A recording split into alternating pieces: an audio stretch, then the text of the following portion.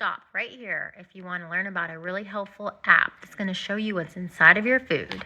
This, my friends, is the Yucca app. This is a great app to scan products and find out what's in your food. It lists it by positive and negatives. So the one thing that I really love about this app is this very top part where it says no additives. They will tell you when there is crazy stuff that they're putting in your food, like, and then it will like tell you if it's a low risk, like moderate risk, severe risk.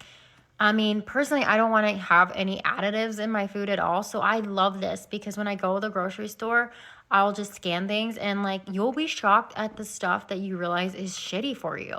They're just putting crap in our food anymore for shits and giggles, I think. So I just wanted to share this with you because I really think it's a helpful tool. If you're like me and you want to feed your children like just really good stuff, download this app. I use it all the time.